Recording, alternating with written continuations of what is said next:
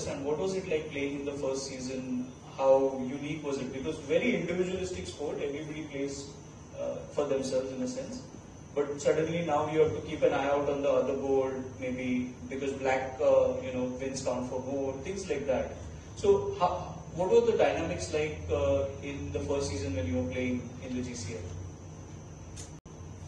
Well, as Sami has discussed at some length, the whole thing is to engage not only the hardcore chess fan but also a casual viewer who doesn't know yet that they love the game, let's put it that way. And how do you...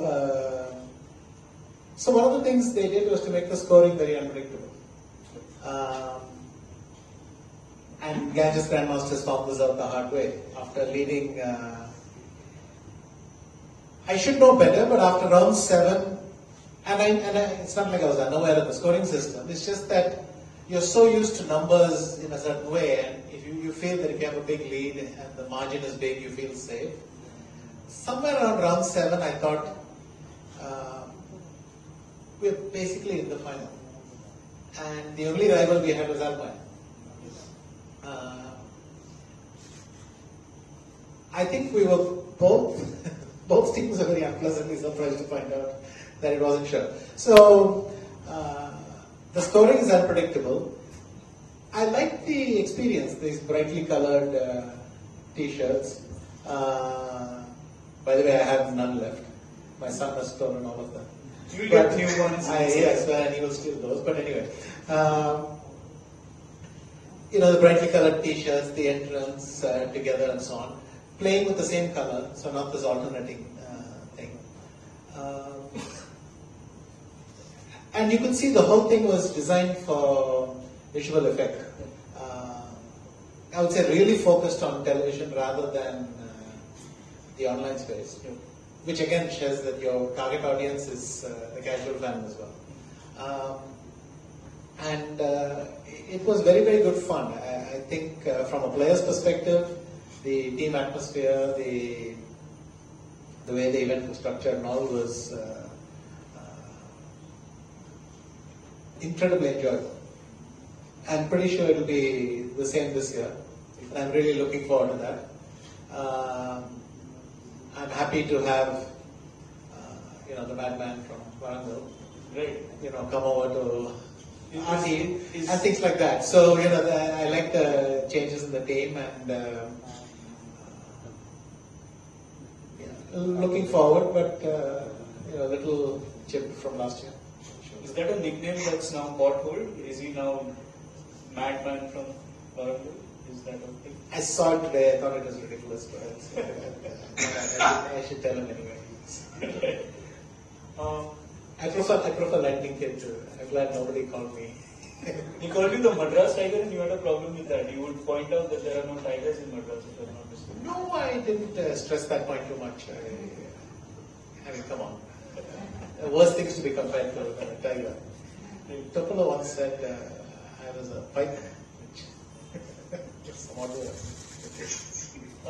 just to come to you, how difficult is it to bet on the commercial viability of a sport like chess, considering, the old adage is that if you want to put a sport on television, there has to be some action. There have to be bodies colliding like kabaddi.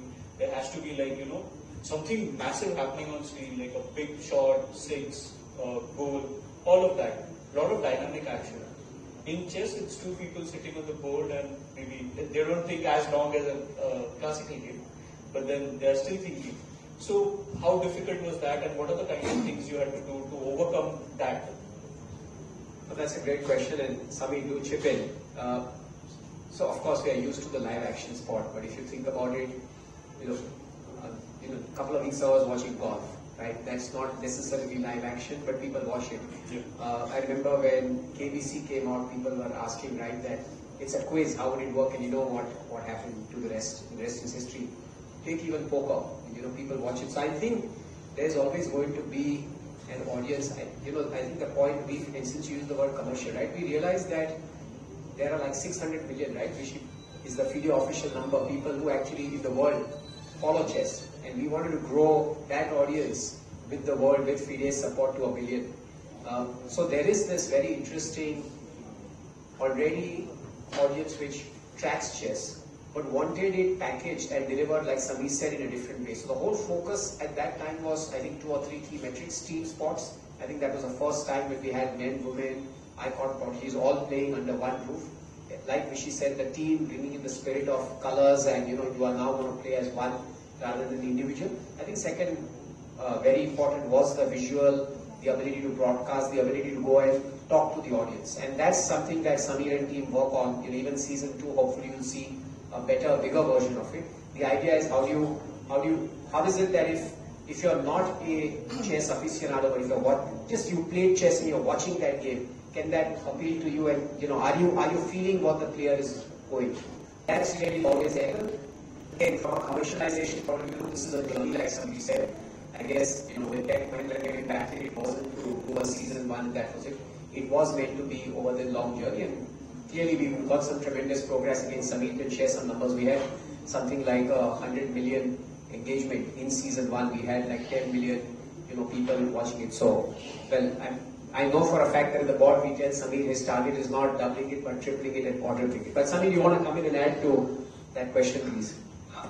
I am already regretting having Parag talk about doubling and tripling and quadrupling it.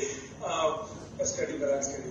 All I want to tell you is there are different ways to look at a program, and for us, I think the magic sauce is in either graphics and commentary. It's breaking those games down, bringing it to a casual fan in a more exciting manner. And very importantly, I'm a big believer in this, and we try to do this as much as possible.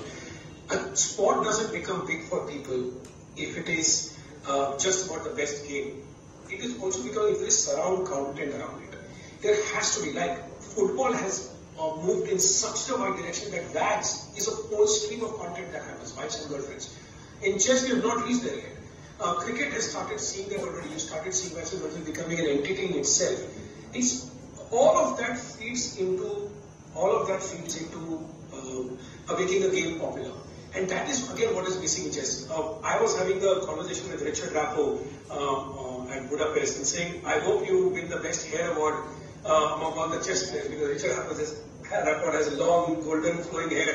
Now, there is no content like that around chess when there is enough and more on who's a good looking cricketer and who's a good looking footballer, who has the best abs.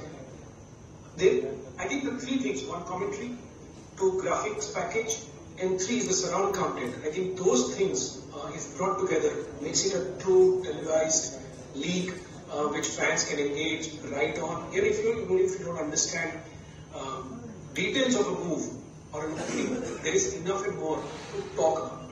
I think the more you have to talk about in a game, the more popularity it gains, and more people are then drawn from that periphery of being a casual fan to being more interested in eventually becoming a hardcore follower. Great. Vishy, just one last question from my side before I throw open the floor to the journalist. Commercial success. Now we've seen Olympiad gold medals. There's now a league to promote the players, to promote the sport itself. What is it that needs to happen for chess to take the next step in a sense? More of the same. As Parag mentioned, these things will reinforce each other. So the Olympiad is a wonderful tailwind for the Global Chess League. A lot of people are already connected to many of the players, and to see them in action again will be fun in a different context, different environment, different vibe. But you keep delivering the results and interesting stories that people can relate to. That's how the game will grow. But we are well along that path. Whether you take the World Championship or the World Rapid Bullets and so on, there are many events where people are very engaged. And I think the Global Chess League will be kind of a unique take on things. And hopefully our audiences will be even bigger this time. I think London is a very good venue because it already has quite a big chess community. It remained a very important chess city all through this time. And I think a lot of people will come and try to watch the match live. That's the a really interesting challenge.